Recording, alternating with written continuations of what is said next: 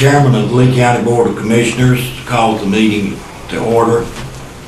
This will be the regular meeting, April 16, 2007, 3 p.m. to handle all business which will be properly brought before the body. The first order of business will be our invocation. Call on Commissioner Shook. Let's stand, and after the invocation, we'll have a pledge of allegiance. Our Heavenly Father, as we meet today as elected and appointed county servants, we pause to give thanks for all of our many blessings. One of those blessings is the sunrise that you bring us each and every day, as this is a reminder to us of a new day, new experiences, and new opportunities. We give thanks for the freedoms we enjoy in our nation, for the democratic institutions which support those freedoms, and for those who have fought in the past and who are currently fighting for those freedoms. We pray that you will bless us today with the spirit of your wisdom as we conduct business for the citizens of Lee County. Let our actions today reflect vision, leadership, and be pleasing in your eye. We ask all of this in your holy name. Amen. Amen. Now I would ask that before we have the pledge that we pause after this prayer to remember the victims that have been affected by the shooting at Virginia Tech. I don't know how many of you know about that, but 22 students and other folks have been killed and at least 29 wounded. So I think it would be appropriate for us to have a moment of silence and pray for those that have been affected by this tragedy.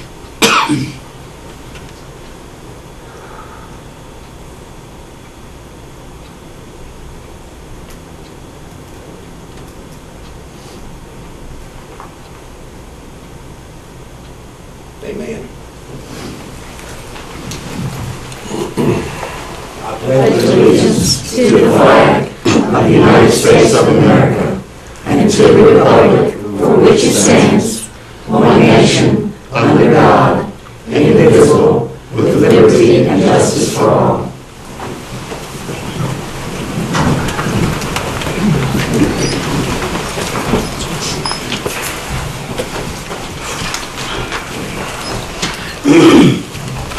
Now, on the members of the board for any additional agenda items that you may have. Commissioner Reeves. None at this time.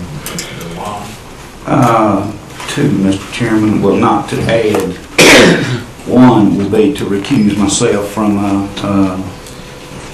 a vote on page 13, I believe it is, with a tax release This is on the on the consent agenda. Actually, it might be. The chair will recuse you. Okay. And the other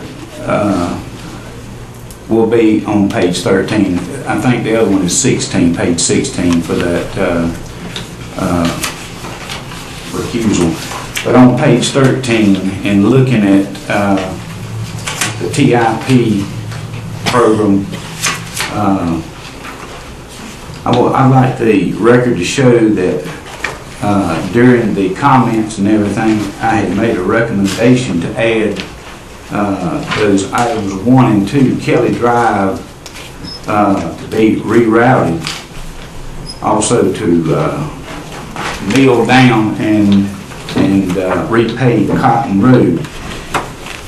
That was not a motion, but it was a recommendation because it's going to affect us in the long term. However, Ms. Stevens, at the end of my comments, made the motion to approve that TIP program. Then I recommended that those two items be included as a substitute motion, and she agreed to. And that's in the minutes. Right. So if they were added. Madam Clerk. He's saying he actually moves for the inclusion of those two items. Right. And we did, I think. No, not Commissioner Stevens. Commissioner Lamont. Oh, okay, you're just correcting who made the motion. All right. She took that as an amendment to that. Anything else? No, sir. Mr. Jeff? No, sir. Mr. Shook? I have a couple of things. During the course of the agenda, when we're discussing the resignation of Commissioner Stevens, do you plan to address placing her on the county manager selection committee at that time, or do I need to add that as an agenda item? There are a couple of things that are going to take place when we do that, and that will be one of them. Okay, so I'll wait for them. And the other, I do have an agenda item. I would like for this board to consider appointing an interim fire marshal until we can get a county manager hired and get on that. I've got some reasons for that, so I'd like for that to be included. Well, if you want to add that to the agenda, if so, we'll make it item E under new business.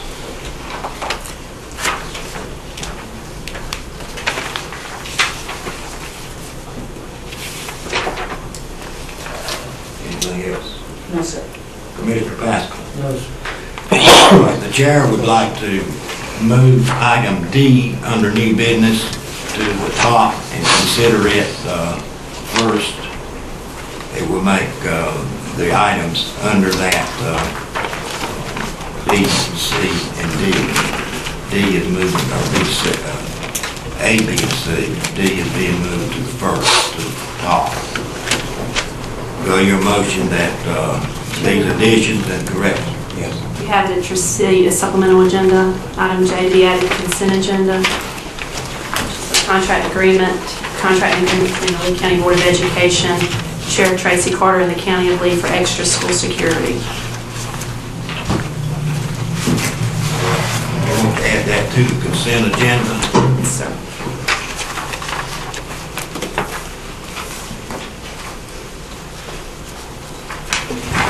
That would be item J, or line item J.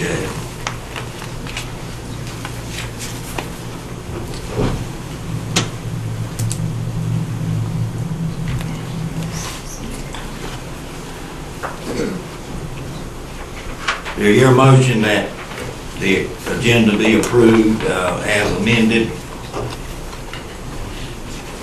So moved. Any discussion?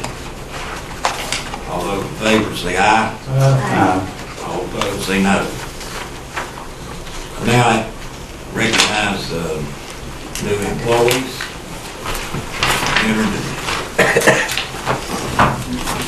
First, we have the Health Department, Rick Haynes.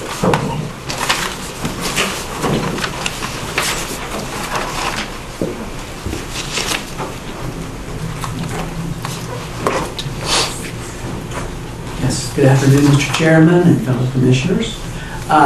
It is my pleasure to introduce two of our newest employees. And over to my far right, the tall one, is Jennifer Edwards. And Jennifer is born and raised in Lee County. Raised in Lee Raised County. in, I'm sorry. Okay, sorry. Raised in Lee County. And she has been hired as we'll fill our last vacancy in environmental health. She is an intern with us.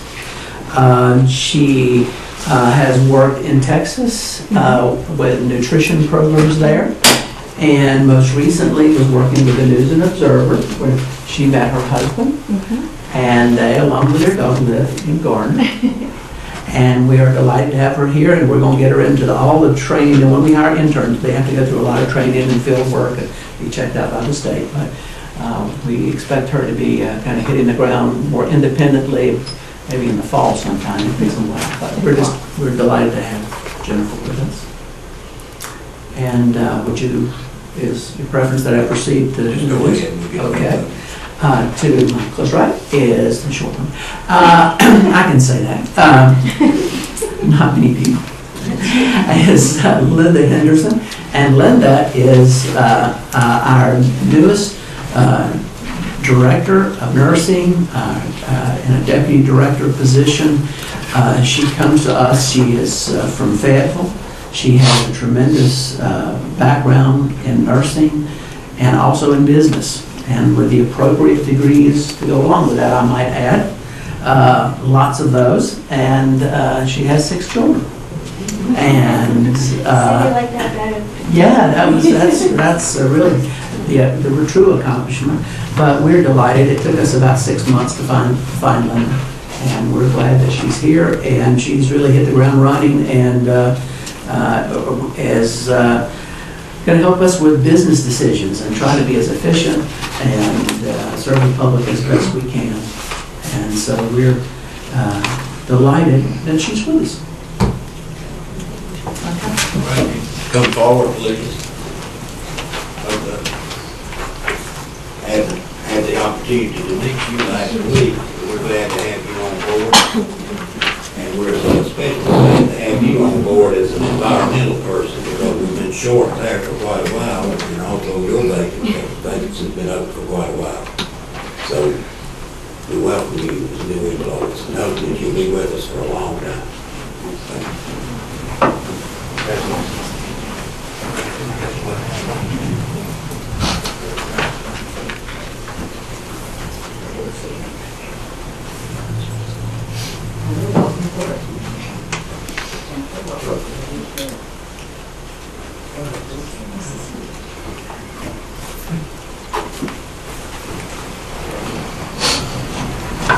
Next, Mary Yow's here with the tax department.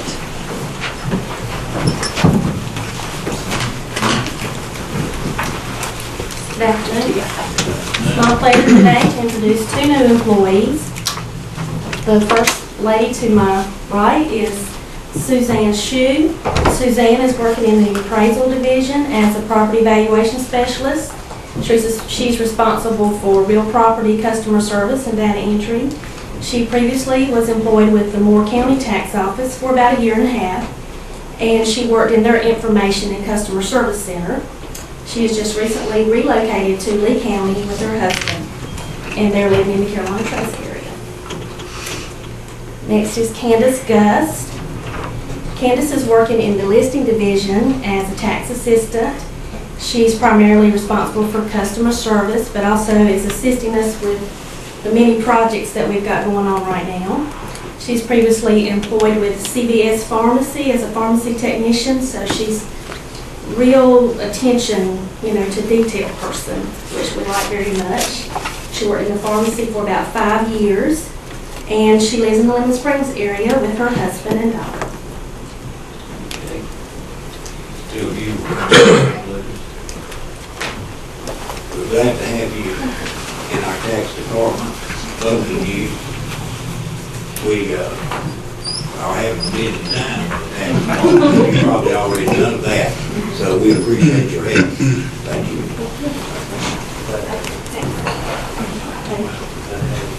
I know the tax department, glad to see you all. I remember that. Suzanne? Yes, thank you.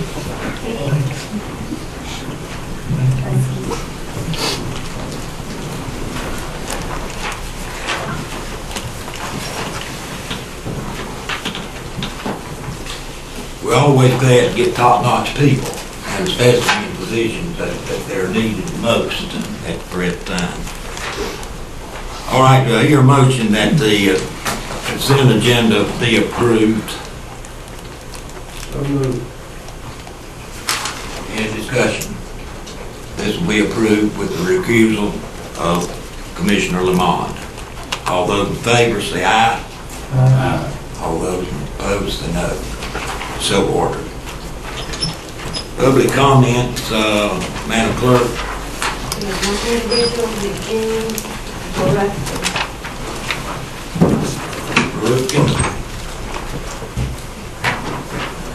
You have 3 minutes. I have 3 items.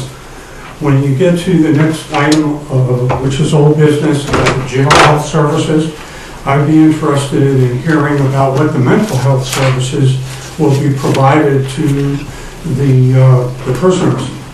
As you know, the mental health program in North Carolina is in very poor shape. And I would also urge the board to appoint a committee or commission to look at the mental health providers, the community in Lee County. It is very difficult to get mental health care in Lee County. A lot of people have to go out of the county. And it's even more difficult for senior citizens over 65 for many reasons. And I won't take the time today to go through them. The other item is the BRAC report you're going to hear. I'm a member of the board of directors for Western Wake Medical Group. Western Medical Group, and we have 5 clinics. Our clinic, which serves the area where a lot of the military people will be moving in, is the Ben Haven facility down at 87. And we'd be interested in knowing what the participation of the county is as you prepare for the BRAC. It's here. People are moving in, houses are being built, and we will be part of it. We are in conversations with the BRAC Commission on providing health care for them because the facilities at Fort Bragg cannot handle all the families, husbands of wives who are in the military, wives of husbands, and the children. So we expect an expansion for Western Wake Medical Group, and we'd like to be part of any discussions that you have in Lee County. And the other thing I'd like to bring out, having the public comments where they are, and then having the 2 pieces of old business that I'm interested in, and I don't know if you call and ask for the public if they have any comments when these type of reports are given. And I think it would just be a nice thing to do. Thank you. All right, thank you. Our rule is that we have the public comments section of our meetings, and any items that come up after that, the public, unless it's a public hearing, is not called upon for comment. All comments come from the commissioners. Now we move on to old business, and I'm going to recognize Ms. Minner. After the last board meeting, we followed up with a meeting with the Sheriff's Department and representatives from the jail and from Southern Health Partners to try to clarify some of the issues we had with the Jail Health Services Agreement with Southern Health Partners. We did determine and met with the hospital at the same time, and the hospital and Southern Health Partners are working to develop a contract between the 2 of them that would allow them the same discount that Lee County has been allowed for the last couple of years. The base compensation has not changed from the last contract.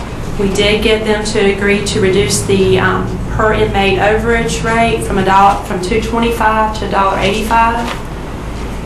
We've also adjusted the date from May 1st, 2007 as a start date to June 1st, 2007, assuming approval today. We also adjusted the pool amount. Before it was up to $40,000, and then they would share the cost 50-50 from $40,000 to $60,000. We basically amounted to a $50,000 pool. So what we did was they've adjusted the contract just to be a straight $50,000 pool. So they will pay the first $50,000 of outside medical cost, and then we will start paying those costs after $50,000. There was a question at the last meeting about mental health services. We talked to Southern Health Partners at that meeting, and they have added to their contract on page 43. The last couple of sentences on that page do address mental health care for inmates will be provided in the jail when possible. If outside services are needed, they will coordinate those. Representatives from the Sheriff's Department and jail, along with Mr. Reasons with Southern Health Partners, are here to answer any questions you may have. All right, are you recommending that this be approved? Yes, sir. At this time, I would recommend that you consider giving this option a try. Mr. Hall, if you check this, Yes, sir, I was working all over this. all right, now, any comments or questions from the commissioners? All right, who's gonna be responsible for our follow-up on savings for spending in the first 6 months? The committee or the sheriff's department gonna handle that? As I recall, we agreed to this with the stipulation that there be some follow-up. And who's gonna be responsible for making the reports, is what I'm asking. And reporting the same, the way that it has been reported in the past. That was the intention. Maybe Kent, do you have Yes, sir. ever, Kent ever? Yes, sir.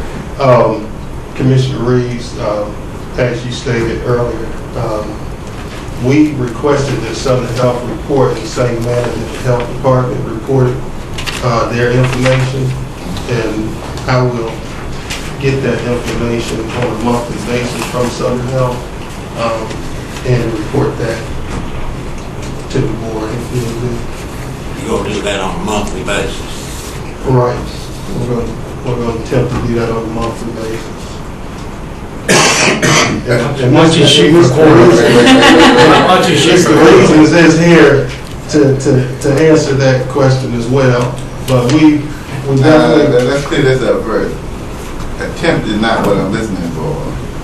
You're gonna report monthly or quarterly, but not attempt. Right. Okay. Are we on the same page? Yes, sir. Okay, not attempt, Okay, do report. you concur with that? I do, and I think what he meant by attempt is because at the end of the first month, we probably won't have any bills from the hospital yet. Quarterly It won't is be in fine. the report. Yeah. So That's I think right. that's what he meant, that's what we had talked about before. Well, that's It's why I gonna be said really quarterly. Quarterly's fine. Quarterly. You're reporting to them monthly? Yes, we'll be reporting to them monthly. But for the first month, for instance, there's gonna be very little except pharmacy to report. So it's gonna take a few months for the bills to start coming in. Any other questions? I have one. Who determines, just say at night, if you don't have a staff person there so far as the medical side of it, who determines who goes by ambulance or whatever to a medical facility? We're gonna have a nurse on call 24 hours, 6 days a week. So our protocol will be to contact that nurse from Southern Health Partners, and they'll make the determination whether or not that person needs to go to the ER. And one of the things that the contract is doing is eliminating jail staff from having to make medical decisions. When you provide, or should it present itself, if you have to provide outside arrangements for the mental health treatment of one of the inmates, who will be responsible for oversight of that individual? Does that still be tied to the sheriff department to send the person? It's going to be our responsibility to arrange for it and follow up on it. With what we hope to use, and the gentleman here is exactly right. North Carolina basically has cut off all mental health funding for inmates and for others. Trying to fund mental health care in counties all across the state now is a major problem. Works for non-inmates. And for non, absolutely, yeah. And so it's a serious problem right now. But what we try to do is, after the captain's people have booked them in and completed the medical intake form, we use that to try to judge whether they need anything right away. And we will follow up with the treating physician that's treated them in the past for mental health, that's been on a prescription med, try to decide if to continue that medication while they're in. So the decision is ours in the jail. If we see we can't handle it in the jail, then we have to find somebody outside, but we'll follow up. Well, I'm actually looking at it from a different angle and trying to find out if, for example, that person can be treated at the jail, will you have to provide a deputy to be on site? That's what I'm asking. No, the jailers, it's in-house, the jailers are Not in-house, outside. Once you leave the jail scene, will you Then- provide? the jail staff. A Well, jailer will transport the individual. okay, just as we- therein lies the part of tracking that we have to have to make this thing more realistic. Because if you're losing a person for that purpose, then that's downtime and loss of services to the local community, because that individual's tied up for whatever length of time it takes. So I'm hoping that you're gonna track that as well. I do have one other question.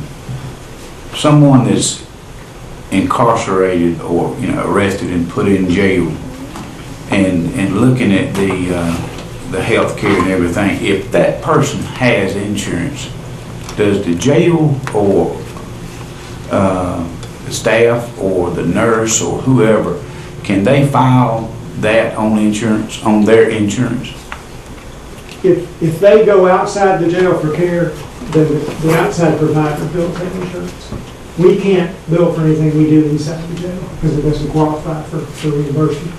Okay. But if they go out, and we encourage the outside provider to bill for it. That is, if they go to the emergency room or Yes. whatever. You'll find that very few inmates have insurance, so it's just a fact of life.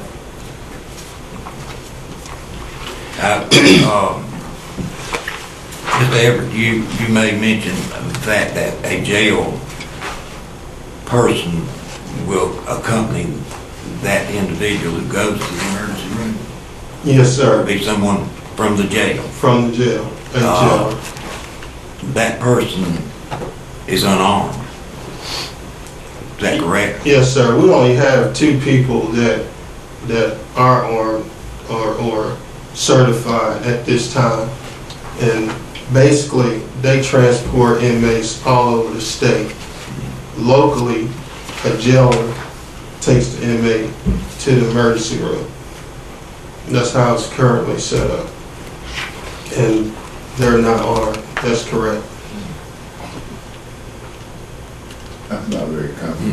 How about a taser gun? You got a taser gun? Yes, we do have a taser. When they take them over? Well, we just got the taser about 2-3 weeks ago, and we're in the process of getting trained in the taser. So does that require certification to use it? It requires training. Right, okay. They,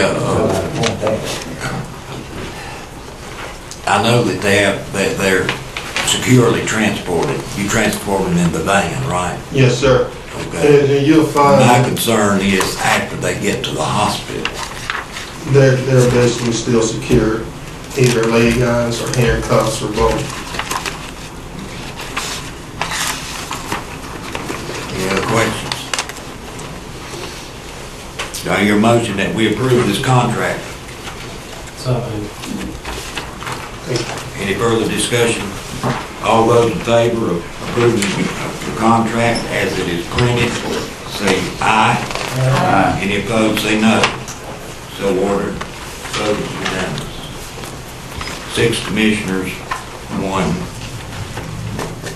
not voted. I moved, Try 5 and 1. yeah. I moved the item D up to the first item on our new business agenda. And all of you received a copy of the letter that I received from Commissioner Stevens requesting that her resignation be accepted effective April 15th, which was yesterday, 2007. I would make the comment that it's with regret that I have to ask for a motion to accept this. She has served this board well and this county, and the work that she's done at the state level as a commissioner. So I believe I heard a motion. Regretfully, also, Mr. Reeves makes the motion to accept this letter of resignation All those in favor say aye. Aye. Opposed, say no. So ordered. Ms. Stevens held some prominent positions as far as appointed and elected positions, and one of those elected positions was as vice chair. In order for continuity to be maintained, I recommend that we elect a vice chairman today. Do I hear a motion that we do so? So moved. Any discussion? All those in favor say aye. Any opposed say no. Motion carries unanimously. I now ask Mr. Hoyle to conduct the voting. And I would ask that nominations be made. Do I hear a nomination? I move that we elect Commissioner Lamont as vice chair.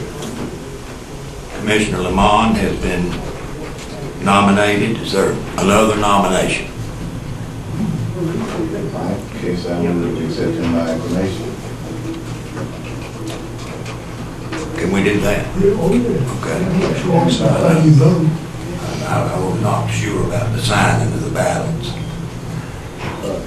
And move that Commissioner Lamont be elected vice chair by acclamation. All those in favor say aye. Aye. Any opposed say no. It is so ordered. Another position that Commissioner Stevens occupied was that of being on the search committee for the hiring of a new county manager. I appointed her to that committee, and you voted to put her on there for two reasons. First of all, she had been through the process before. I have not been through the process of hiring a new manager. Mr. Kelly, whom I recommended and was appointed, has not been through that process either. So I chose to appoint someone who had been through the process, and it just happened to be the vice chair. Today, we need to replace her in that position.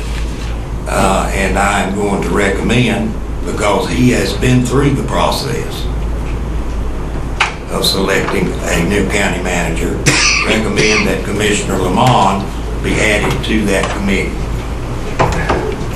Do I hear a motion that So moved. any discussion? Yes, sir. I really feel this committee needs to be a balanced committee. Right now, we've got 3 members all from the same political party on that committee, and I think it's only fair that we have at least both parties represented on that. And I have received more phone calls in the last week than I've received in the entire time I have been elected to this board. And many people are concerned about how the county manager is going to be determined. So I would like to place my name on that committee so that we do have members of both parties represented. Are you asking to be appointed to that committee in addition to the appointment that I just made, or in place? I'm asking that I be put on that committee rather than Commissioner Lamont. I don't know that we need any more than 3 on there, but I think 3 need to represent both parties. All right, the recommendation has been made.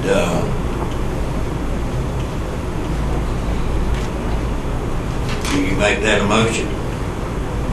Can I make a motion when there's another one on there?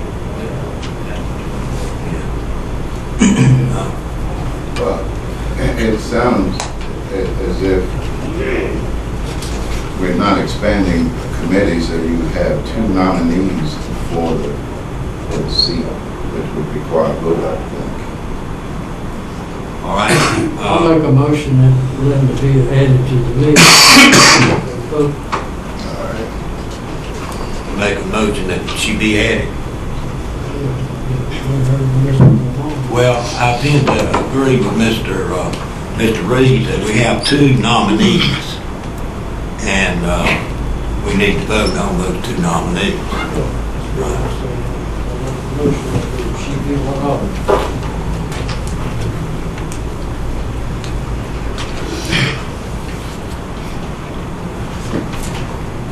So you're expanding the committee? Oh, okay, you're just nominating. Okay. All right, we'll take them in reverse order. Those in favor of Ms. Shook serving on the selection committee for the county manager, say aye. Aye. Any opposed, say no. No. No.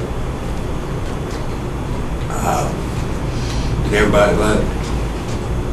Okay, so the vote is 4-2. All those in favor of Mr. Lamont being appointed to this position, say aye. Aye. Any opposed, vote no. No. The vote is 4-2. Mr. Lamont, congratulations, and we're going to get to work pretty quickly. All right, now going to the printed agenda item, which has become item B, Centennial Committee request for proclamation for the General Assembly in reference to Lee County's 115th celebration. Recognize Dr. Sadler, Chairman of the Centennial Committee. Thank you, Chairman Brown, and thank all of you for hearing us this afternoon. I was asked by members of this board to prepare the proclamation that you have in front of you. I did ask for the review of it by Commissioner Hoyle, and he did approve it without change, and so I am submitting it as prepared. All right, any questions regarding this? We all have the printed document in front of us. I would move we accept as presented. All right, motion been made, accepted as presented. Any discussion? None. All those in favor say aye. Aye. Any opposed, say no. Vote is unanimous.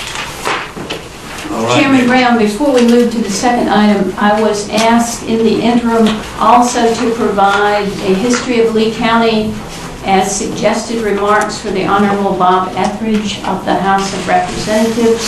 And I have done that, and several of the people who requested it have received copies. I will pass around copies to all of you.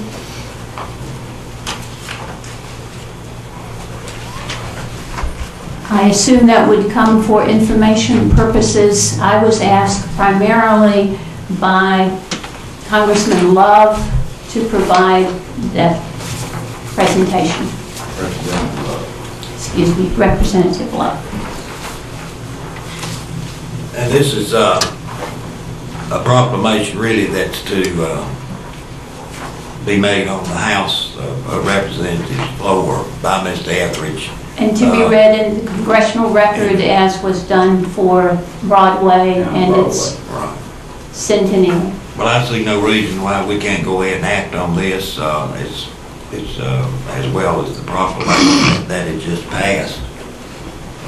Does anyone want to read this and consider it at our next meeting? This is for Congressman, isn't it? Yes. And this is for him to read. Into the congressional record if he chooses. Has he seen this? Yes, he has been sent a copy, and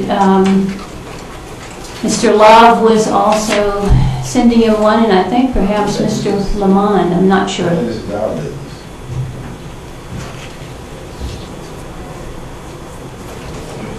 Are you asking this board to take action? No, I didn't I think thought so. it would come to you as information. It's the way that he signed off.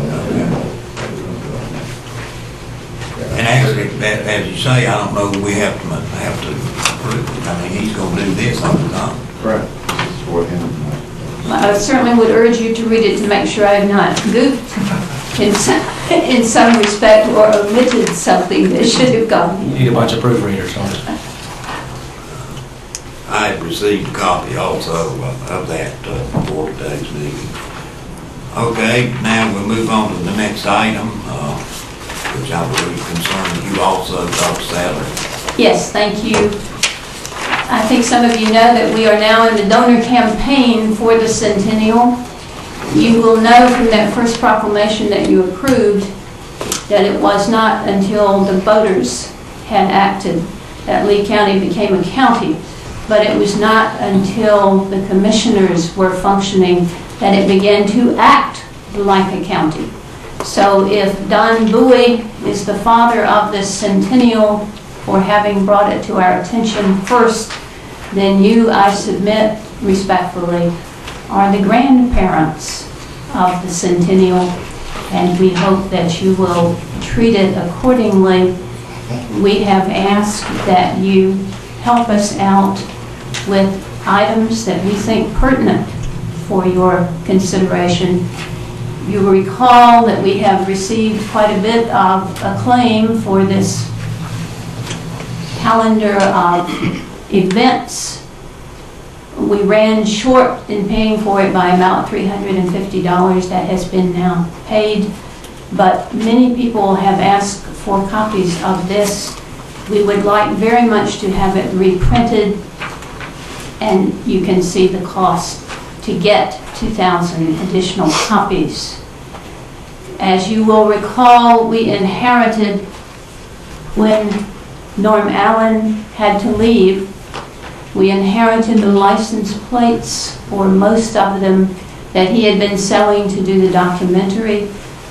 Clint Pickard, who is the head of our fundraising committee, is especially hopeful that the commissioners will see fit to purchase 100 of these and display them on county vehicles so that people will be even more aware that we are celebrating the centennial. And finally, after much ado and much concern from the different historians, we have settled upon July 2nd as the official birthday.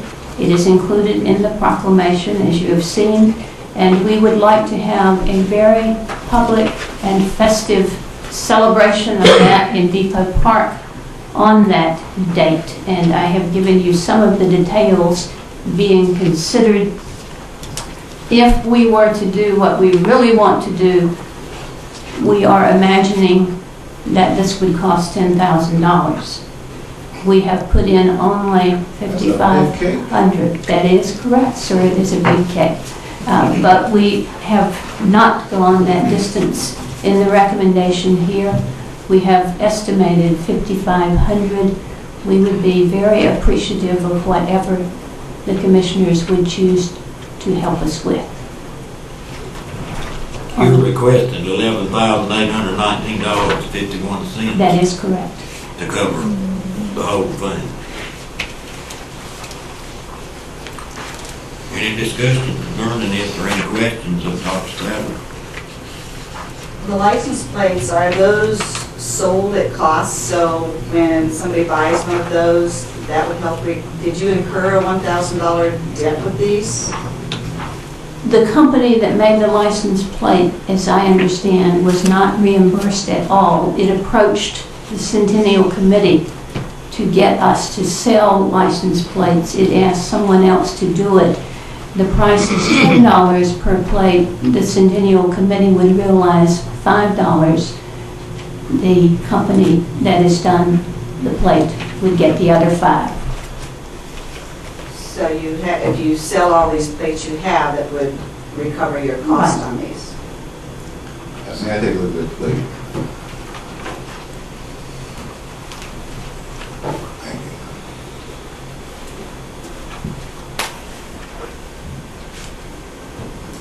you. Dr. Sadler, on these booklets, are they provided free for people, or do people pay for those? The ones that we would reprint would be given out free, particularly on the July 2nd birthday occasion.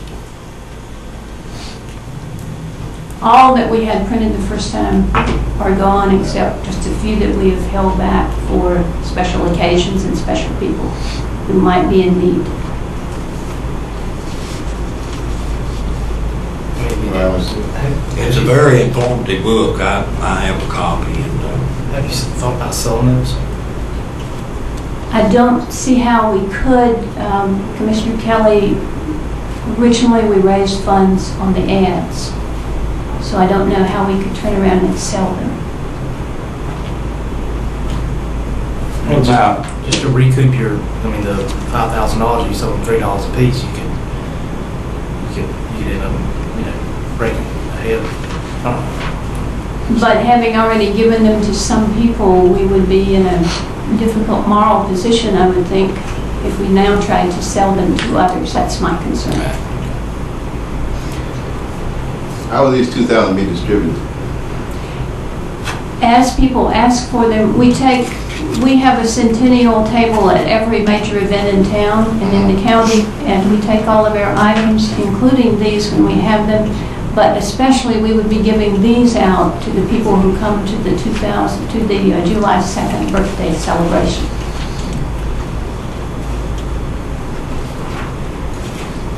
Lynn, you might mention this in. any further discussion? If there's none, do I hear a motion that we allocate $11,819.51 to cover the request? Are you looking to get also from Broadway, City of Sanford, and others? You're not expecting the county, you're looking to the county for this full amount, right? You're just expecting us to be a donor to help with this, or? I was hoping that the commissioners would fund this amount. We do have a donor campaign going. We are approaching other individuals, but not for these items. We are approaching for example, banners to put in downtown Sanford commemorating the centennial.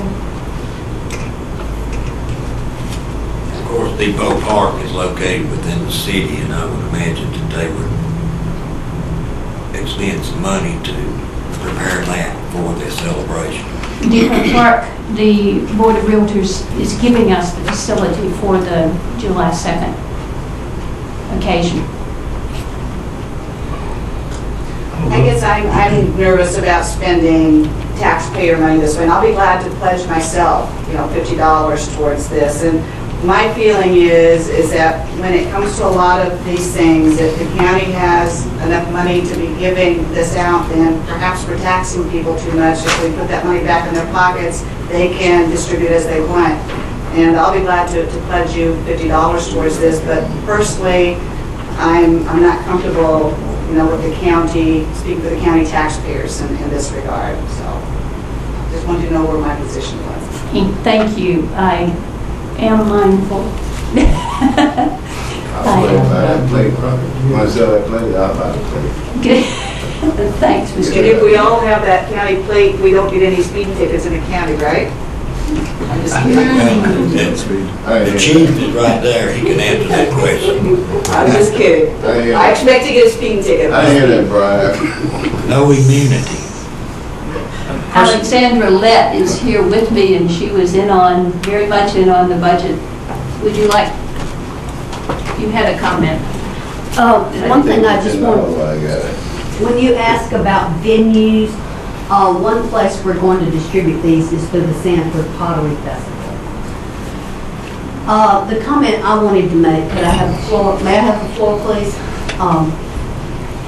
As a sixth generation Lett here in Lee County, I believe it is extremely important that we honor the 100th birthday of this county. I feel that we've had several events that have been well attended, centennial dances and different plays, but this big celebration on July 2nd is something that we can actually capitalize on to promote throughout the state.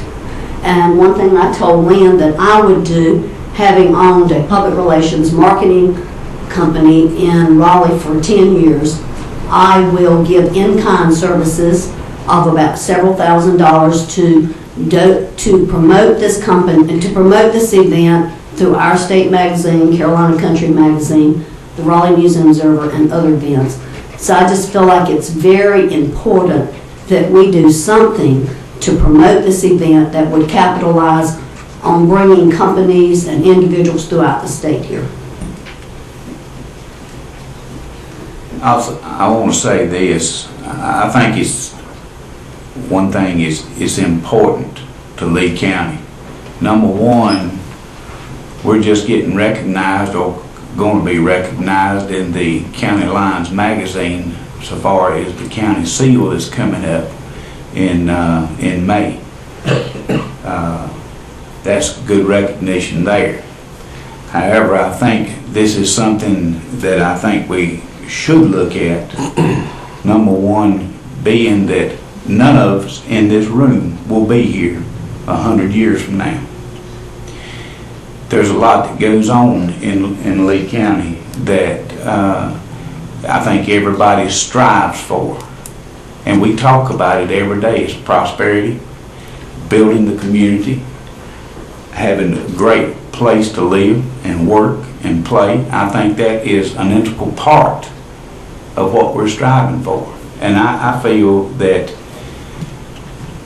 for myself, I think the county should invest in itself. And I would hope that the city of Sanford, Town of Broadway, would join us in this year-long celebration, which they have been doing. I do know that I was down there at the celebration they had here a while back, and that was a great event. But I think this is going to even be bigger than what a lot of people think it's going to be. The Pottery Festival, to me, would be a great venue to get out any type of information, whether it be flyers or, any type of publication or something like this, to let people on the outside know what's going on here in the inside of Lee County. Because we promote Lee County, this board does every day. But I think it's essential, and Dr. Sadler, I will make a contribution to that cause. Any other discussion? Can you make it around 11,000? That was out a little bit there. Go ahead.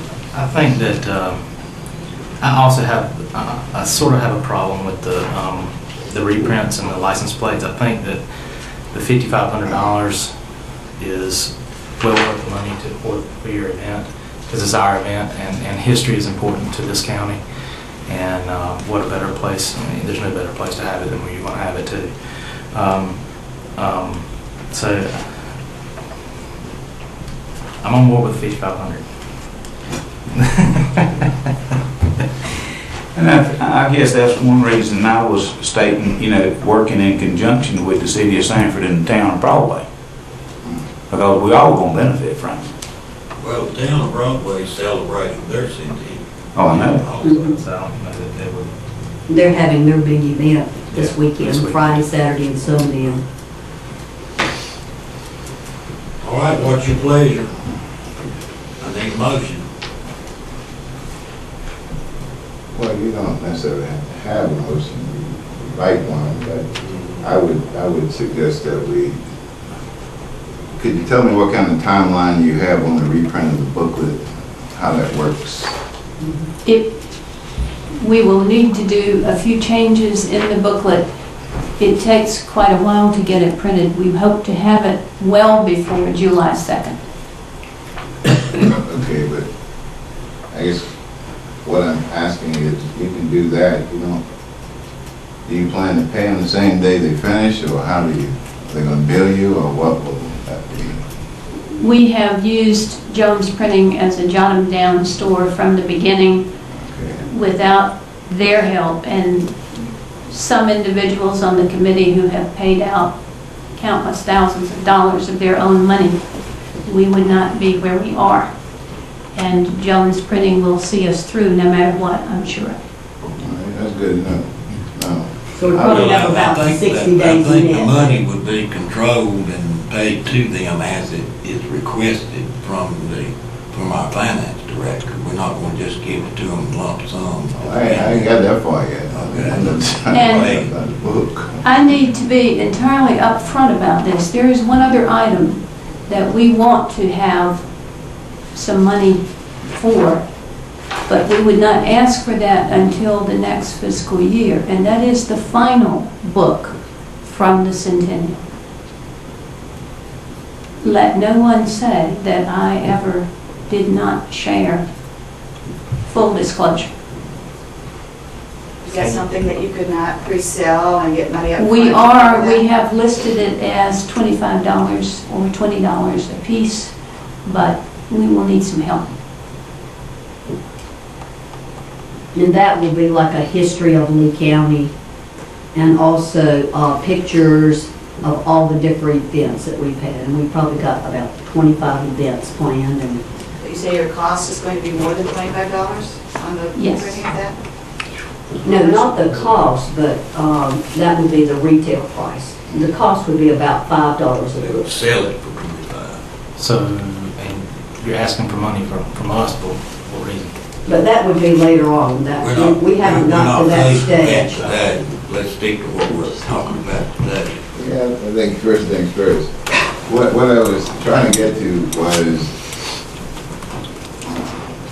I think it might be best if we refer this matter to finance and let it be considered among some other things at this particular time. I honestly feel it needs some further discussion. For example, and I don't mind telling you, we spend the money for 2,000 copies and it goes over to the Pottery Festival and out-of-town people come right in and soak them up. Could be one of the things that happens to those books. That would be a great concern to me because there'd be people here who would want a book and for whatever reason they get one and we see them going down highway. So there's some things I'd like to think through for myself. If the board wants to vote on, that's okay, but I'm just telling you that I think it ought to be referred to finance at this time. Could you split it out? Well, that'd be up to the finance committee. We can make whatever recommendation we find. All right, recommendation has been made to refer this to the finance committee and be brought back next meeting. So do I hear a motion that we table this? Motion been made to table. All those in favor say aye. Any opposed say no. It's so ordered. Mr. Reeves, you're the chairman of the finance committee, so we put it in your hands. I'll still buy some. I will too. I'll get hold of you. You need to take this $10, I got it. I tell you. I'm here. Have you got the $10 in your hand? I'm good for it. Yeah. I had a finance director. I'm good for it. We can't cash checks for less than 50, I'm sorry. Don't worry about that. You won't get a check for 50.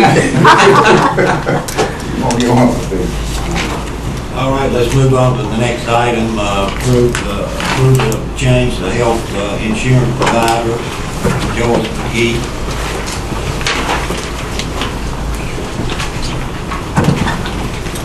Mr. Chairman, members of the board.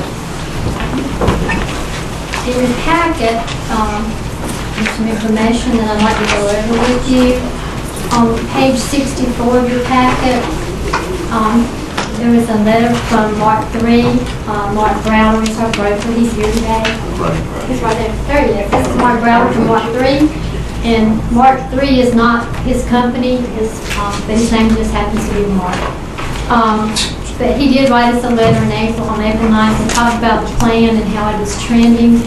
Our plan at the first of the year started out really well. It looked really good. We're going to have a good renewal. But now the plan is trending up 27%. And basically when Mark 3 looked at it, our plan really should not be increasing no more than 14%, but yet Cigna has increased it more than that. So on page 65 of your packet, the Cigna HMO that we're currently paying is $366.78 per year per employee. That is the employee's portion. The renewal that they submitted to us first renewal was 28%, and that was at $469.59 per employee. And then they came back with a revised quote after negotiation. That quote was at 23%, and the premium would be $470.16 per employee. On page 66, if you'll look at that page, I asked Mark to get us a quote from Blue Cross Blue Shield of North Carolina. And we have three things here. We have the HMO basic plan with Blue Cross Blue Shield. Right now, we have two types of plans. We have an HMO, then we have a PPO. And the reason we have PPO is because some employees like to go to doctors that are not in the HMO. So we have decided to combine our plan to one plan and call it a PPO with an out-of-network service. So if you look at those three, now what we're proposing is to go to the Blue Cross Blue Shield PPO and have an out-of-network portion to that plan, which will have the same benefits as we would have under the HMO, but we're getting a better deal. And that would be about almost a 12% increase. If we change the Blue Cross and Blue Shield, the difference between the Cigna and the Blue Cross and Blue Shield renewal would be around $196,517. We would be saving that much if we switch Blue Cross and Blue Shield instead of accepting the Cigna proposal at 23%. So I would respectfully request that we change to Blue Cross and Blue Shield. I also have some information that I'd like to give you if I can approach the board. Commissioner Shook had asked me a couple months ago to find out what the premiums were that we paid in the previous 10 years. Also, I included a letter from Mark III that we received in February talking about insurances and some options and those kinds of things. And Mark is here to answer any questions that you may have too. Was there any, I know you've been really busy, any time to do any research on the health savings account? There's some information, yes ma'am, from there about that, what counties have those kinds of accounts now.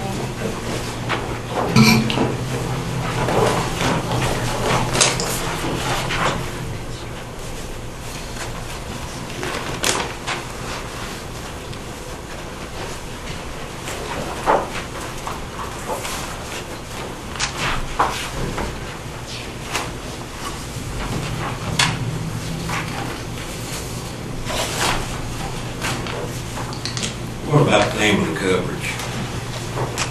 Well, the county, the employee pays the full coverage. What we do is subtract, and the family coverage will go up some. It's on your quote. If you look at it, employee and family, if you'll see on the new plan, it would be $411 for the employee, and then you would subtract that $411 for the family plan from the $951.79. That would give you the portion the employee would pay for family coverage. What page are you reading from? I'm on page 66 from your packet. What are they paying now? They're paying, what they're paying now, hold on one second, I can tell you. It's $847.39 now for the family, and it would be $951.79, and you would have to subtract out the $366 or the $411. I don't have that in my head.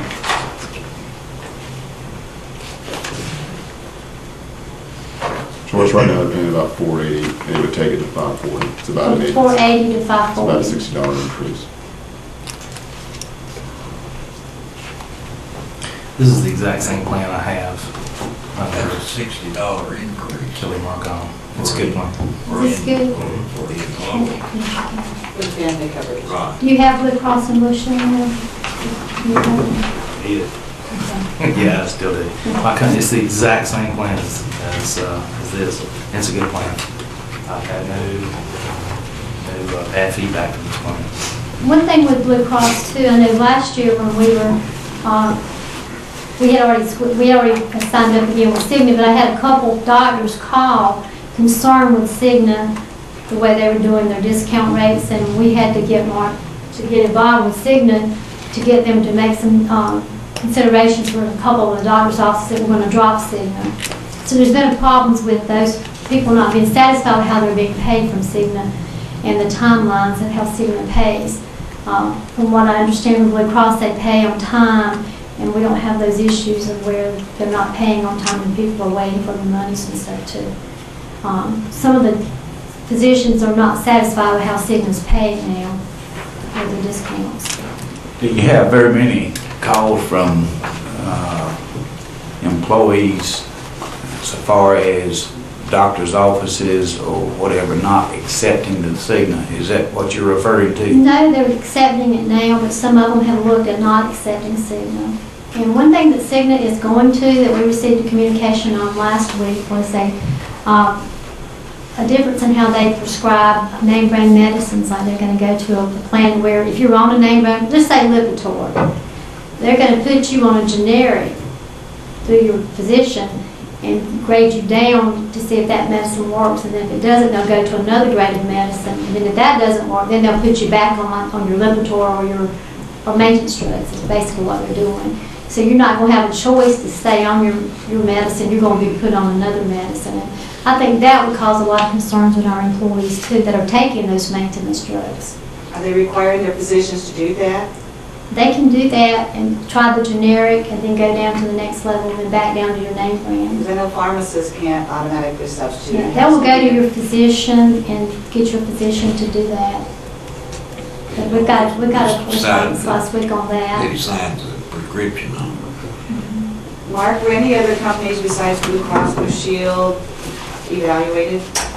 We took a look specifically at Blue Cross because one is, if you're aware of what's going on in Raleigh, Wake Med has canceled its contract with United Healthcare, which is a significant hospital for this area.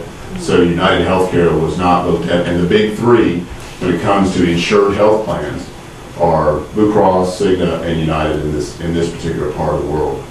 Part of what we're going to be talking about for next year is taking a look at self-funding as an option, which will give more flexibility for the county.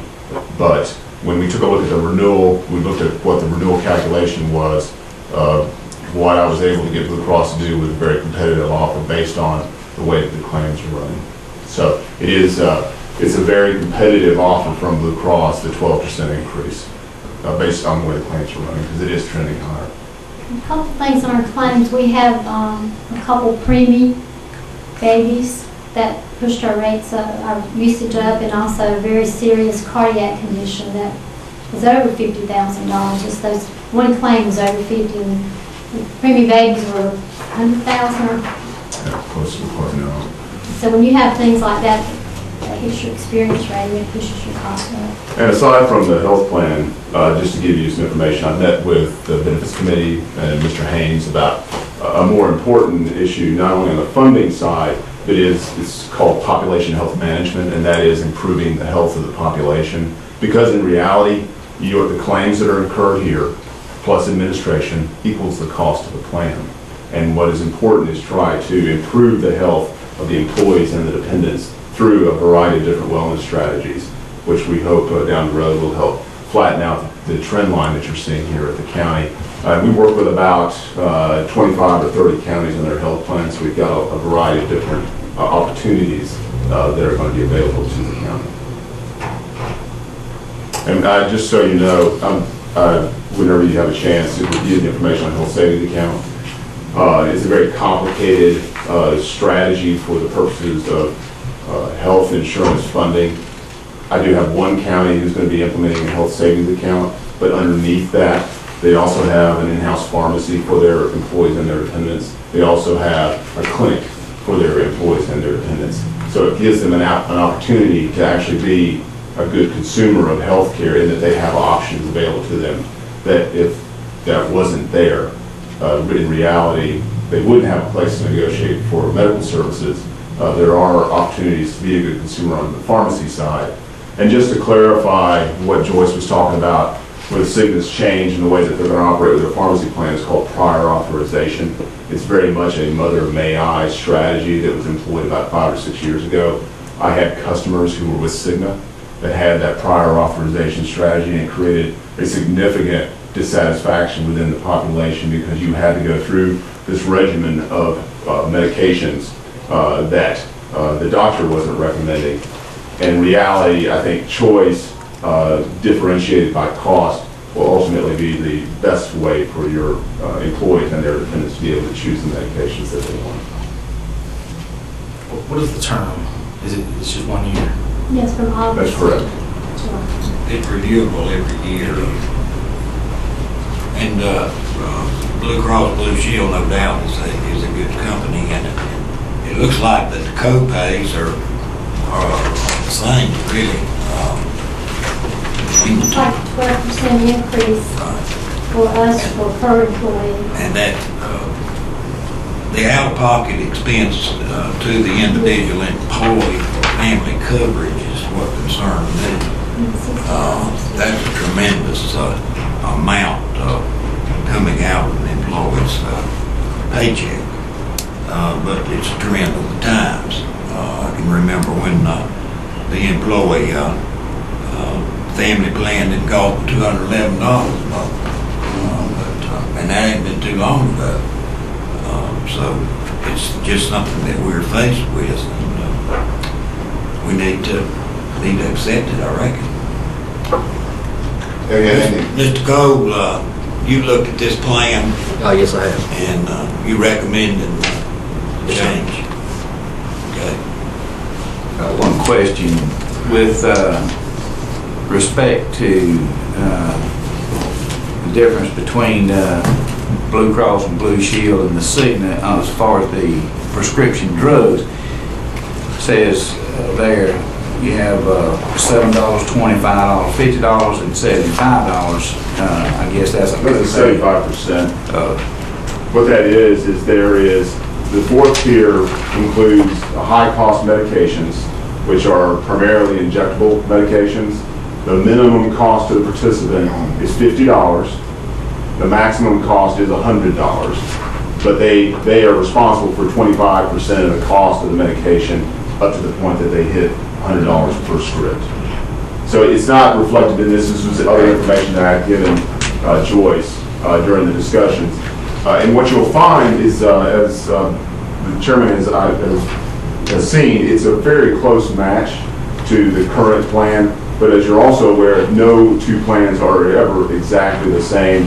You know, Blue Cross doesn't administer claims the same way Cigna does, and in some respects that's a good thing.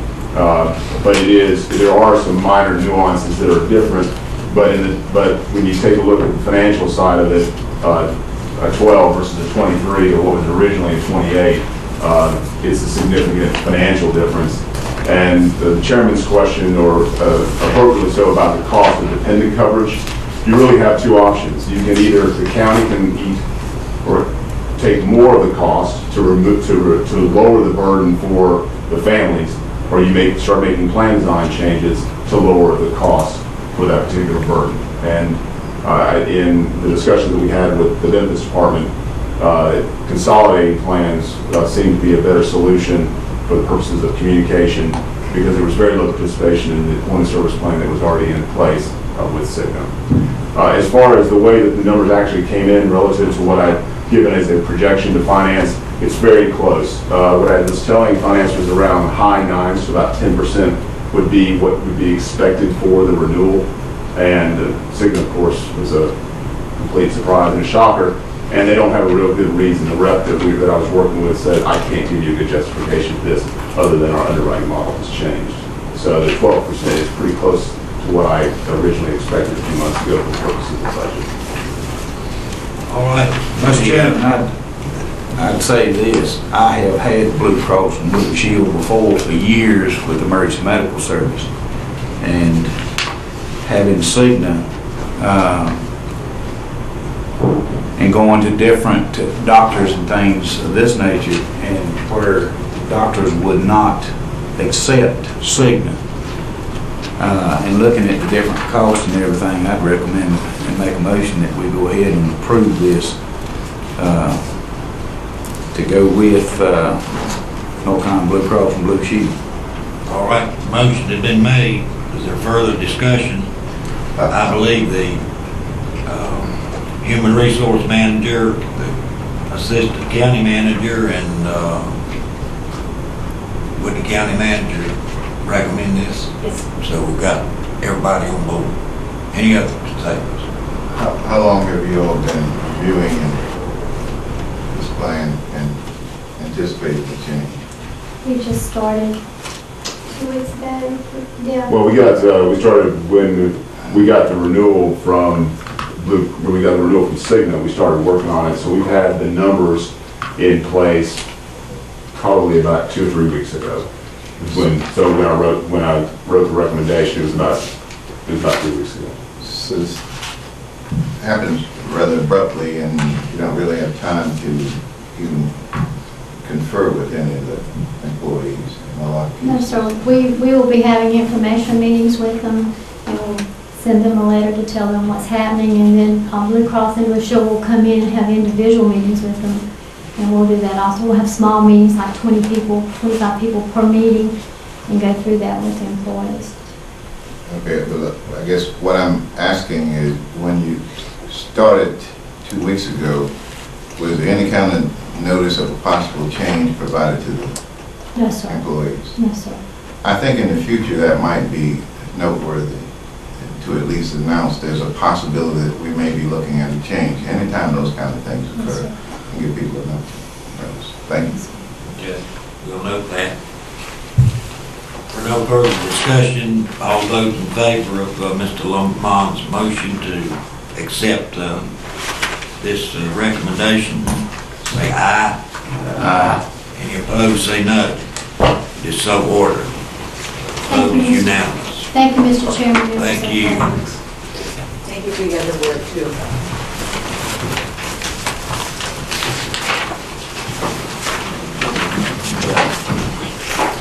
All right, the next item is to consider item E, fire marshal. That's my item, right? Yes. Okay, I would like to have this board consider appointing an interim fire marshal. As you know, I serve on the fire advisory board, and we've had this position vacant for about 2.5 months now. And the responsibilities of this position are pretty large. When you take a look at just the safety and fire inspections required in the northern part of the county, in our industrial section, those are huge. You add to that the educational facilities, the institutions, nursing homes, residential complexes that are within the jurisdiction of the fire marshal. That's a big responsibility. You add to that the fact that the fire marshal is the liaison with the volunteer fire departments. And we've got one volunteer fire department that's coming up for an ISO review 1st of June. We've got another volunteer fire department that's trying to regain its rankings, its ratings. And so my position is we need to have somebody who has some authority in decision-making, but more importantly, is really accountable to comply with the state requirements for those fire and safety inspections. It's my understanding that our fire inspections are all currently current, but I also understand that if those inspections aren't current, that the state fire marshal can come in and say, we're going to take this over, we'll contract it out and bill you accordingly. And that could get costly for the taxpayers of this county. So I would like to see us, we don't know yet when a county manager will be hired, and I'm recommending that we at least appoint an interim fire manager, fire marshal, somebody who is accountable. Now, I'm also aware that we have several members of this commission who have individual candidates that they'd like to see hired in this position. And I just want to state my concerns with any time commissioners get involved in the hiring and firing process of county employees. I would hope that it's the desire of this board that we always have the most qualified and best candidates in a position like this. We have not sat in on any of the interviews, And I think I can speak for Commissioner Kelly and myself. We've both been involved in interviewing high-level candidates for our companies. And sometimes when you get a resume, the one that looks the best on paper, after the interview process, is not the best candidate. This is where you separate the wheat from the chaff. And it's where the intangibles like critical thinking skills, problem solving, leadership skills are determined. And I just, I'm aware that, our HR department has screened everybody, that our HR director and our assistant county manager have gone through interviews, and the fire marshal does report to the assistant county manager. And I would like to make a motion that we have our HR director and our assistant county manager appoint an interim fire marshal until a new county manager is hired and one can be hired. We have enough cronyism at the federal and state levels of government. We don't need it at the local level. We need everything here. Commissioner, you seem to cast a wide net for all the board members other than yourself. Now, that's the second time that I've heard you suggest that there may be some things going on with this fire marshal position that I'm unaware of. Now, if you've got some specifics about what you're saying, that's one thing. But it sounds like you accuse the entire board. I did not say the entire board. I said I'm aware that there are a couple of commissioners on this board who have personal preferences. And I'm sure there's nothing... I'm not one of them, and so don't include me. Commissioner Reeves. You didn't name anyone. That's the problem. And I don't think I need to, but the people sitting behind this board know who they are. The public doesn't know. Now, if you know, then name them or spell out what it is you're trying to get to here. I would suggest you come to the fire advisory board. I'm not coming to your fire advisory board. And stop I accusing don't folks think when you're coming here. I'm just saying, I'm expressing my concern that we have commissioners who have preferences for certain individuals. We need to trust our system, our HR system and everything else. My question is, how do you know that? How do I know what? That they're a commission of personal preferences. How do you know? I can provide that to you, but I'm not going to do it in this public venue. I'm saying that people sitting on this board know that. Okay, I think we've had enough discussion on that subject, and I do not personally like to see any commissioner personally attacked in an open forum. I, for one commissioner, and you might be referring to me, have not even seen the applications and don't know how many applications they have. I'm not referring to you, sir.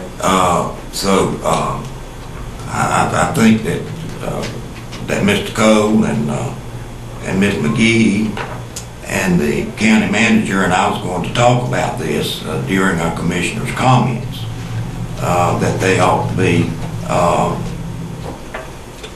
able to go ahead with the interviews that they have had and hire a fire marshal. I do not think that it would take us more than 3 to 4 weeks to have a person in that job. But we will vote on your motion for an interim if you desire to do that. I do, and all I'm requesting is that our HR director and our assistant county manager be able to make the decision based on their interviews with any interference with us, to hire an interim until a county manager is hired and a permanent one can be. Okay, this is, you've heard the motion. I give the HR director and the assistant county manager the authority to hire an interim fire marshal. All those in favor of that say aye. All opposed say no. No. The vote fails 4-2.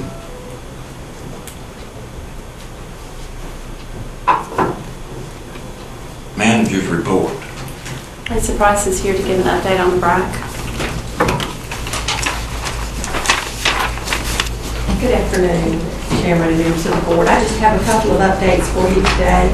one of which is the WIRE grant application. I am very happy to announce that Governor Mike Easley has endorsed the BRAC RTF grant, and it has been submitted to the Department of Labor. So hopefully we'll hear something midsummer, I think is when Paul Roy will mention to us. I thought you were gonna get about $7,000 back. Second, I would like to report that on March 30th, Lee County did have a visit from a client that was related to the BRAC. Economic Development handled this, and in the future, we will be getting monthly reports from Greenfield Services, who was contracted to handle those surveys and contact defense contractors, that will know what the inquiries were and actually what the visits were. So, but I am happy to announce that we did have one visit. And also the next BRAC RTF Executive Committee meeting is this Thursday at 3:30 at Fort Bragg. And for the gentleman that inquired about the health medical services, I'll be glad to talk to you individually, maybe if you'd like for me to. Thank you. I was going to suggest that to him personally after the meeting. I'll be glad to do. Okay? Okay. Thank you. Let me mention to you before you go, after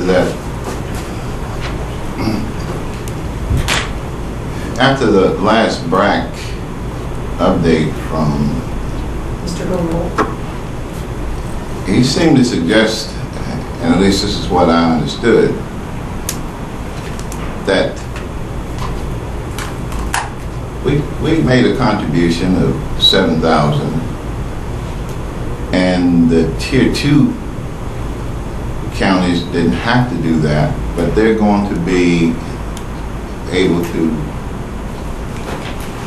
If there's a, yes, they will be part of the network for the WIRE grant application that's put together. I would ask that you and Commissioner Pascal, for future reference, let's find out how these things are working. Because if they're not kicking in and getting the same benefit that we're getting, then I'm not so sure I want to go to kick in anymore. I mean, it's almost the same as saying we have to have your money, our money, and the others get the same benefit. You're right. We'd be better off staying in the other tier. Well, that's what I'm saying. I mean, if it's going, if the benefit's the same, and the only difference is the number, the tier that you sit on or assigned to, I'm of this opinion. People are going to come to Lee County regardless. They're going to come because we have a wonderful county, a growing area. I'm not so sure you want to keep pouring money into this deal.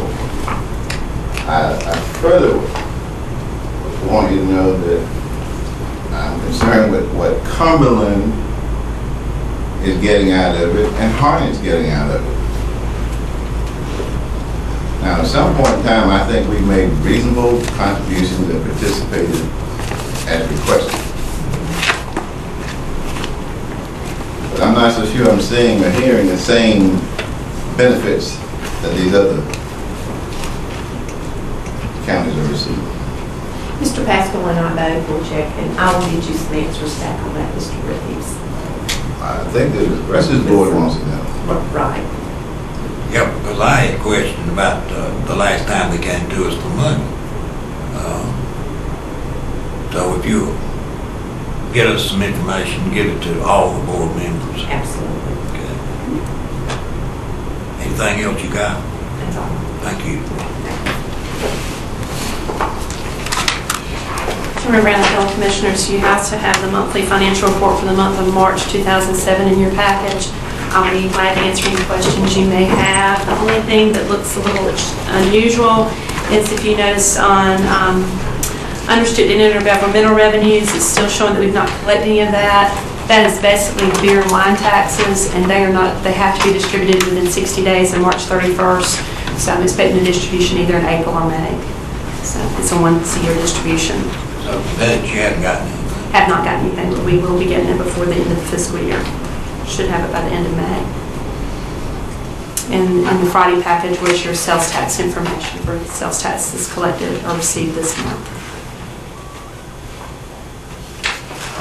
you happy with where we are right now at this point? I'd like for it to be a little bit better. Yes, sir. So we're in good shape. Yes, sir. Our expenditures are, most of the department's expenditures are running well below the mark for the period in March. A lot of them are running well below 75%. So I feel good about that. Your debt service, we had some large debt. We have a lot of our debt payments due April 1st, so you'll see a big jump in debt service on the April report. Yes, sir. And the numbers are still pretty, kind of the same as far as population here for, I think there's a couple of sales taxes that are distributed on based on population. So does the state's demographics and our county demographics pretty much still? State's still lagging a little bit behind what we hear our numbers are. But, you know, ever get caught up with that? Do they get caught up with that? hopefully with the next census, you'll get an adjustment back to where they would be on the census center. to do it? Either that or them buying into our numbers. And my understanding is their demographics are pretty strong-willed. It really are. We've been through that before. I mean, it took some work to get in the budge. Sales tax were up this month. Our collections, which is the first month of the quarter, which I've seen is pretty typical, but it's one of the best months we've had this year. But you're still going to be a little bit behind your budget on your 1% Article 39, just simply because of the redistribution of the sales tax on food back to the 2.5%. So overall, it looks like we'll be pretty close to budget in total, just a variance in distribution, I believe. Well, and you made mention of the departments, and I'd like to commend the department heads for trying to save the county money. You can see the percentages that they've used thus far this year, and they look good. Let me ask one thing, Ms. Leonard. You spoke here just unrestricted intergovernmental about that. That's the beer, wine, and alcohol tax. I know several years ago they had an increase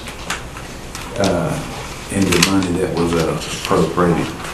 Has there been any mention of increase to the county or anything like that, or do they anticipate any increase in alcohol tax like they have a lot of things?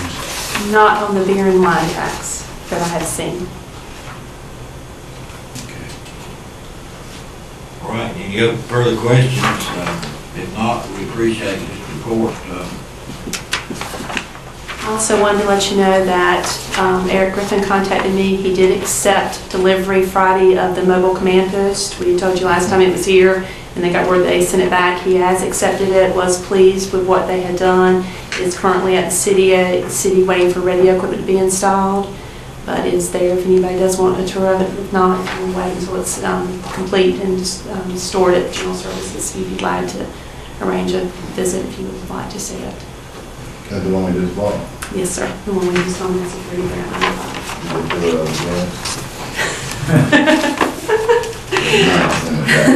I'll check on that. All right, we'll move on to commissioners' reports, concerns. Mr. Reeves. I'll just remind you that there's a finance meeting following a brief break. Thank you. Commissioner Lamont. Yes, Mr. Chairman, I do want to report that at 1 o'clock this afternoon, I went down to meet with John Payne with the Recreation Department. John Cavness, who used to be the coordinator for the Environmental Impact, RC&D, Resource Conservation and Development, and who is now with Resource Institute. Also Nancy Guthrie with the Clean Water Management Trust Fund, working on this park down there. The grant has, they're finishing up on the grant to be submitted, and hopefully we will hear back mighty soon from them. However, there is going to be an increase in the amount of that stream restoration project, and we have anticipated that. However, we did not know the hydrology study that was done as how much water was going to be coming through at any given time after a big storm or anything like this. But that is going to be anywhere from $290,000 to $305,000. And basically all we're going to have is approximately $20,000 in matching money from the Clean Water Management Trust Fund. And that's going to be taking care of the stream restoration.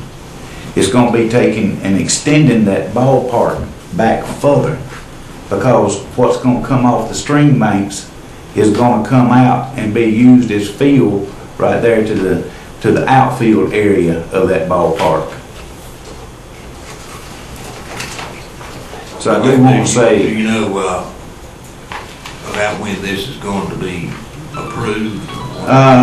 I'm hoping to hear something back from Ms. Guthrie or John Cavaness, hopefully in the next month and a half.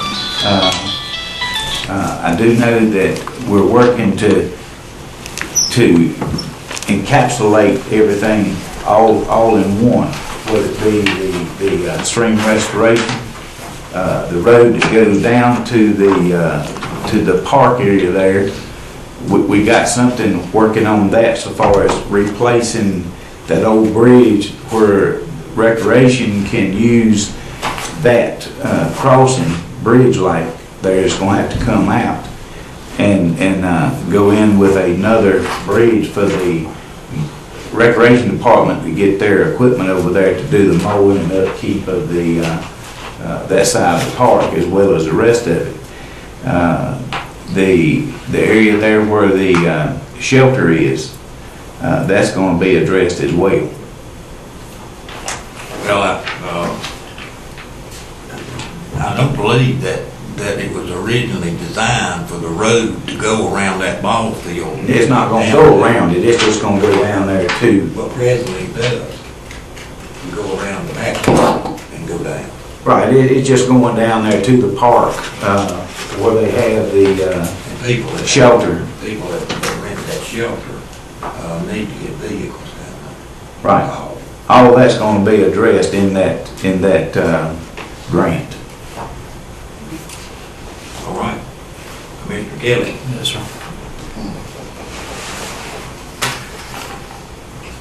Commissioner Jewett. I have a couple of things. I have started to go through the budget that the school has presented, and I have 9 things here that I have come up with so far that I think would be helpful for us to have when we go through that. I don't know whether everybody needs to look at it, add to it, or whatever, but information I'm requesting that we get. One of the things I am concerned about is I want to see the projected enrollment broken down by school, and I want to make sure that the 170-some going to Lee Early College next year is not in that. I also am concerned about in the 5-year capital improvement plan. They had requested possibly buying some more land and adding new elementary school. And as I've been doing some research, I guess there was a citizens advisory group that before the last bond referendum went to Raleigh and found out that there wasn't a problem with the enrollments increasing at the elementary schools. And I want that to be our first option, to look at adding wings on to the elementary school. Because when we go out buying land, first of all, we're removing that from the taxable base here in our county. And as everybody knows, when we build a new school, we add on whole layers of operating expenses. So other things, I'll just run down through this quickly. And if anybody else has anything to add to it, I guess maybe Lisa, if you'll forward this on. I want to know the list of school personnel that are locally paid by the taxpayers and not by the state. Projected recurring operating expenses for the new middle school. Actual expenditures for current expenses for the third quarter of this year. They should have that through March. Projected expenditures for the fourth quarter, their current fund balance and the interest they're earning on that. A maintenance report, I think Commissioner Lamont, you had mentioned a while back, you had some concerns with maintenance, so I'd like to see their maintenance report on everything that's been done on all the schools to date for this year. And I'm curious to know the total funds they paid for various facility analysis at the Lee County High School renovations. I found a very good report issued by Boney and Planning Alliance back in February 2003. Looks like they're planning to do the same thing that we paid them to do earlier, so I guess. Do they have to provide that to us? Do they have to provide that? If we formally make a request for them to supply the information, we do, but I think, and I'm speaking to all the commissioners now, including myself, we have to be careful about making a lot of demands on these various departments, because to supply the information that, for instance, all those things that you have there, I don't know how many man hours will be expended to get all that information to us. It shouldn't be much, you should be able to just pull it from their accounting system. So I can do it in 5 minutes in QuickBooks. Yeah, I'm sure they know how QuickBooks though. No, but they've got a system. And I understand this is the information that's been asked for in the past, a lot of this too.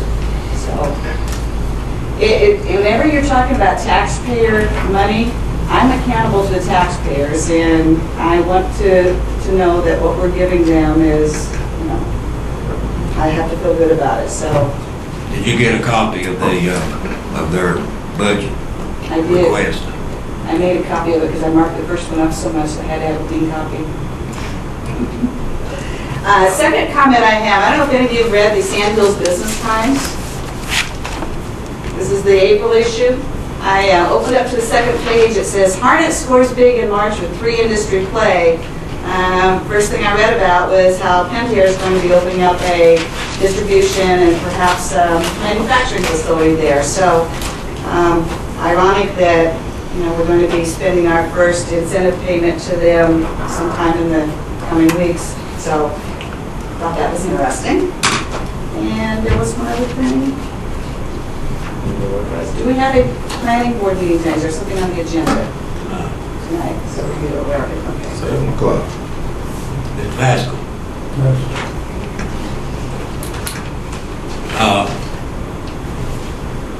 I think that we as a board should go ahead and authorize our county manager, our assistant county manager, and our HR director to hire a fire marshal.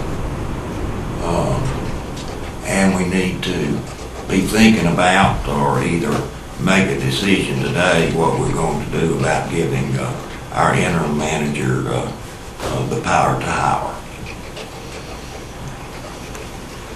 So the first item is just to approve them hiring a fire marshal.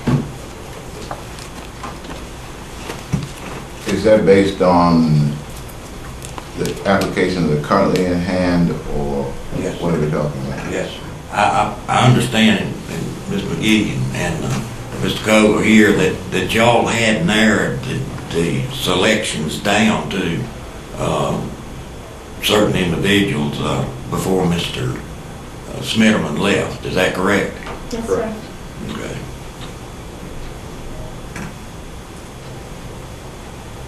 So what's your pleasure? And I think that would answer your It satisfies me. I don't know who's applying, but I have a fear that there is risk to the county when we don't have somebody accountable for managing all those safety and fire inspections required by the state. So I have full confidence in our professionals in our system, and I say, let them do it. Do you make that a motion? I make that motion. All right, I'm looking for a motion.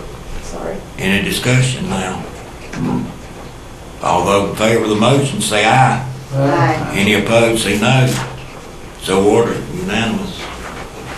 Ms. McGee and,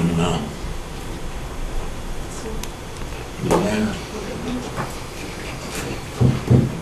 What kind of timeline are we looking at? Immediately. As soon as possible. This is What kind, how long do you think it would take you to, That's a little better. to have that on, have one? We'll probably have to, the ones we narrowed it down to re-interview them, so Ms. Minner can meet them in probably the next 2 weeks. I would say we can. You'll be in shape to make an offer in the next 2 weeks? I think so. That all right, Mr. Reeves? Yes, sir. Any other items to be brought to the attention of the board? If there are none, I declare the board in recess until 7 p.m. tonight, and we will reconvene at the old courthouse.